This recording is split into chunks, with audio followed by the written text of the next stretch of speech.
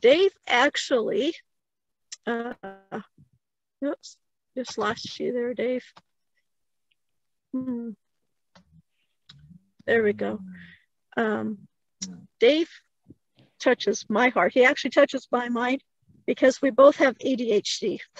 And so he's going to tell you how to work that mind that doesn't want to work. He says, I want to share my secrets and hacks so you can get the most out of your ADHD and live a happy and healthy life.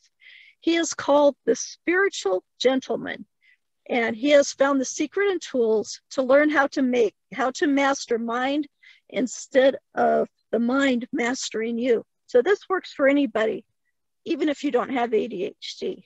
So let me get you on here, and there you go. And are you unmuted now? I am unmuted, and thank you. Yeah, and thank you, Linda, and thank you so much for the opportunity to speak. If I fall asleep halfway through, guys, that's just because it is very late here, but it is great to be here. And Linda, I just want to say thank you so much for all your bonuses. I'll definitely be checking out your thing. I didn't know if you know this, but I'm actually in the process of writing a book currently called Adventures of a Skinny Chef. So I have learned so much already, and also from all the other speakers as well. It has been amazing time to be here. As you can tell, I'm not actually from Ireland. I just live here. I'm originally from Seattle, Washington. And at the age of 9, I was diagnosed with ADHD. And I was the first kid in my private grade school to be diagnosed. And it put a lot of kind of pressures on me, and I struggled with ADHD, and I continue to struggle with school, even with medication. I had an incident that happened to me at 12 with abuse from some older kids that really had me at a point of where I couldn't really master myself, and my mind kind of was going wild. I couldn't learn until about the age of 15 when I found cooking. And I realized for me, I'm a kinesthetic learner. I need to be in an environment to do something to get the most out of it. And through the last 20 years, I've been a chef, and I've cooked my way around the United States. And I have 8 years ago moved to Europe to continue not only cooking, but I've found a way of where even to about 8 years ago, I still struggled with depression, with anxiety, of how to really, like, my ADHD would just kind of run rampant. And I know I didn't want to go back to medication because I have an addictive personality, and I know I fall into those traps. So I love, for me, finding the holistic kind of ways within myself of how I can find the best way to use my mind. Because with ADHD, a lot of us think, and even just with a lot of people in general, we feel like we're broken or we're less than others. But the thing is, it's just our different wiring of our brains, of how we're actually, it's like everyone's mostly like a Mac and a PC, and we're a Linux, you know, which just, we're operating a little bit differently, but that gives us different skills and abilities and learning how to master it. And for me, I break down my meds into a little acronym that I call MEDS. So the first one is meditation, and recognizing that our ability to breathe, even right now, I notice that I am like talking kind of fast. I'm a little kind of nervous, but I'm also tired. But when I start to slow down my breath, I slow down my mind. I learned that, you know, especially if you have ADHD, or even just anyone, learning how to master your breath so that you can control how your thoughts are coming in. So you learn how to keep the body in presence so you can handle what's in front of you. And meditation, and one of my favorite ways of meditating is, most people think it's about sitting still and like releasing thoughts, and it's actually more of embracing your thoughts and feeling kind of what's in your body. And one of the meditations and things I do is called laughter yoga. So we learn how to laugh. So I invite you right now, I know everyone has their, if you have your camera on, just keep your microphones muted. And I encourage you, we're going to put our hands on our heart, and we're just going to give a nice big smile and a laugh. And after about 5 minutes, you actually start to feel better. What happens is you release serotonin and dopamine. You actually learn to hack your brain chemistry. And so it's learning how to actually master your mind and actually knowing how to get yourself to create a better state. So now I invite everyone, put your hands on your heart, and we're just going to do a big old laugh. We're going to go, it's a fake laughter. It doesn't have to be real because the brain doesn't know the difference. We just go, we just start laughing. We shake the shoulders a little bit. And as that, and this is a form of meditation, Linda, then you start laughing. And what does it do, right? We now start to feel better. We now start to actually, and when you laugh, you're not thinking about the past. You're not thinking about the future. You've brought yourself into the moment. And now we take a deep breath in and we slow back down the heart. So we learn how to embrace knowing how to speed ourselves up and slow ourselves down. So that's just the meditation.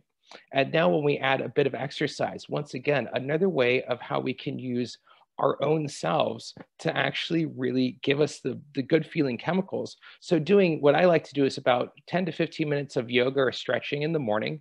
And I'll do a little laughing with it, but it's, but even with that, just doing that as part of my routine and ritual and creating a structure, because for, especially with ADHD people, we need a structure, but we don't know how to hold ourselves to a structure. If it's too rigid, then we never do it because we get freaked out. But if it's too loose, then we never do anything because we're like, what are we supposed to do? So building a really simple ritual and routine, because it takes the average ADHD person 3 months versus the neurotypical person 1 month to build a habit. So learning how to stick with it, this is where coaching is, or having an accountability buddy. If you're doing a class, like I love to do for my exercise, anything that's a group activity, because then my ego kicks in and says, all right, if Jim's showing up every week, then I got to show up every week to get the exercise done. And then so you now build community, you build that accountability. And so it doesn't become effort or chore, it actually becomes fun and rewarding. So you learn how to use exercise to your best advantage. And then the D is diet. So like I said, I was a chef for 20 years, and I wasn't necessarily like had the best diet. Even though I was a skinny chef, I was not necessarily had the best diet. And when I started to recognize of how food and what we eat and what's in our food really affects us, and knowing how to build simple menu plans so you can cook for 2 days, cook enough food for the next 2 or 3 days. So you just throw it in the microwave. So you eliminate that time throughout the day. You can create like simple dietary plans so you get everything you need without having to like go waste so much time where you hyper focus for the 2 hours on a Sunday night. You got your lunches for the week done, so then you don't have to worry about it. Cleanup's done, and then so you just have your meal, you get up and go. So it creates an easy way so you keep that structure without being so like, oh my God, now I have to cook, and then I got to do this within the dishes and this, and then it starts to, blow up. So we learn how to simplify the system down. And the last one is sleep. And this is also where the meditation comes involved, of we're recognizing, especially helping our kids, especially if you have children with ADHD, a lot of these little simple things you can add into their routine, and developing a sleep routine so that it starts a ritual that we start to slow down the mind. Because for the ADHD mind, it's like you have like 20 voices going, hey, I got this idea, and oh, this idea, this is going to be awesome and awesome, awesome. So we learn how to use that breath to slow down those voices, using a little bit of meditation, learning how to squeeze our body so we tense everything, feel all the tension, and then allow it to let it go, bring our awareness, and like it's the amazing things that happen within the body. So we start to take our mind, our consciousness out of the head, where it's always going to be happening in the head, and we start to put it back into the body and start to kind of feel in our movements. But this is one of my love of my smiling heart meditation, is that, which you can find on my YouTube channel, where you just put your hand on your heart and you feel your heartbeat, and you just hold a smile as you go to sleep. And this allows you to start to feel your heartbeat, where you now start to regulate your rhythm. You start to go to sleep to your own rhythm. So then the mind starts to slow itself down, where you can actually get yourself into deep sleep. And this is how over the last 8 years I've developed this kind of system to really be able to take the 30 minutes before, after you wake up and before you go to sleep, to really kind of hone in on these particular times of the day, so that you actually create structure so that when you do your other things, you can keep a really simple, because if you've already accomplished something at the beginning of the day of getting your exercise in, getting a little bit of stretching in, or even just making the bed, that helps you feed your day to stay focused for the rest. And then a little bit of laughter meditation throughout the day is a great way to have balance. I am rambling a little bit there. I hope you guys enjoyed it. I would love if anyone had any questions about particularly ADHD, if you know anyone who struggles with it, and I'd love to give you a few extra specific tips, or if you have anything about laughter yoga or anything that I mentioned, I'd love to answer your questions before I get off to bed.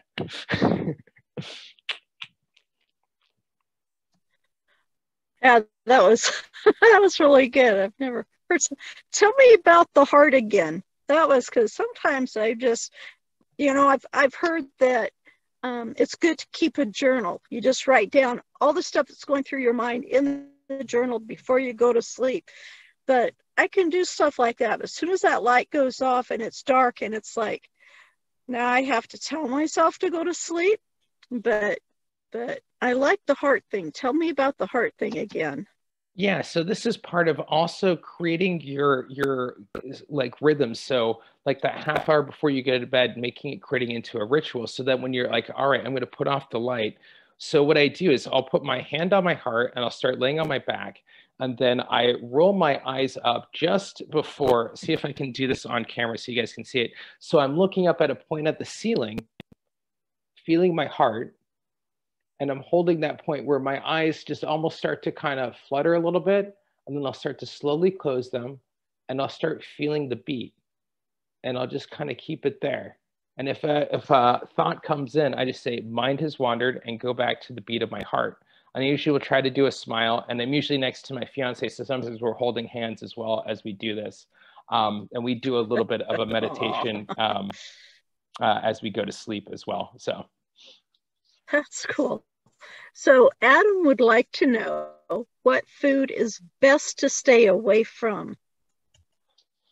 Best to stay away from looking at processed foods. Anything that is overly processed, you're going to lose a lot of the nutrients in it. And it's usually, particularly, I know a lot of people here in the United States, looking out for the biggest thing to eliminate, that I'd suggest everyone to eliminate from their diet as much as possible, is high fructose corn syrup.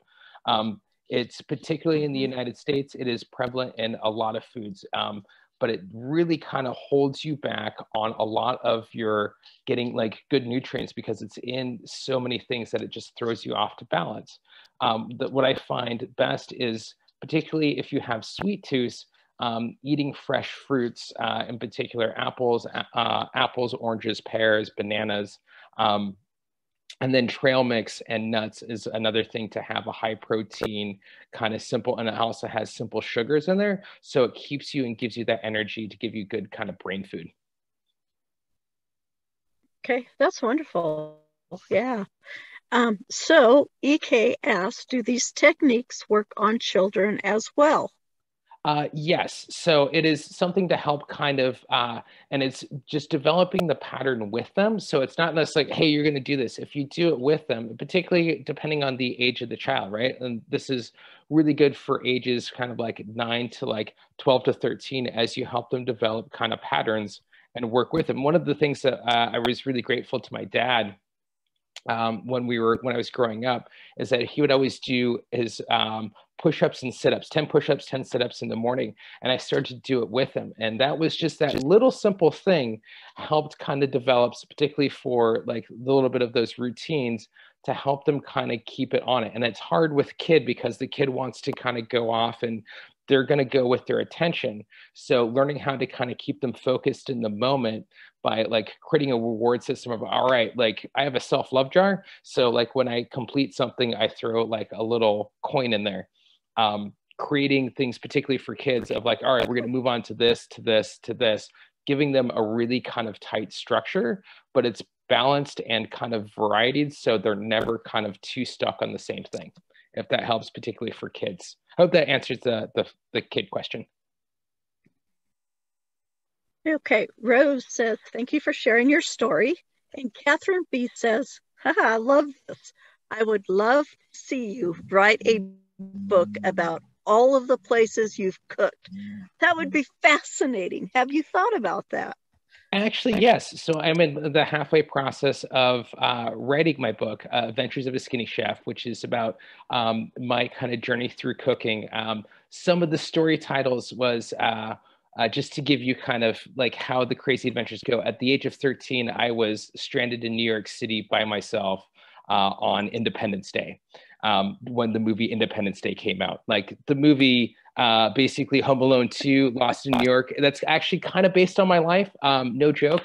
I also do stand-up comedy as well. So I've actually been taking some of these stories and I've made it into a 1-hour comedy special that I'll be doing at Edinburgh Festival in August. That I'm actually pairing with a dinner as well. It's not complete yet, but I'm doing a dinner with each of the stories to combine it, and that will also go in the book too. So yeah, it's a lot of things in there, but learning about editors and copy editors is definitely something I have gained so much value already from this. So awesome. Please reach out to me at Adventures of a Chef, I'm sorry, thespiritualgentleman.com, and you can go there. It's very late here, so but I will definitely be catching all the recordings. There's another question. Oh, sorry about that. There's another one. David, you should do an online course on this. Ava asked that. Ava, you might want to go to his website, thespiritualgentleman.com, and see what he's got. Lots of kudos to you. Congratulations on your comedy routine. Yeah, thank you guys so much. Yeah, definitely check out. Yeah, thank you so much. Yeah, definitely check out my website, and you can sign up for a free call. Basically 30 minutes, we sit down, we chat, see how I can help you, see if we're a good fit, and then offering you kind of my online programs and things like that. So definitely reach out, and I just want to say very good yay, and wish everybody a great, if not better, day. Well, thank you so much, Dave. I really appreciate you taking the time and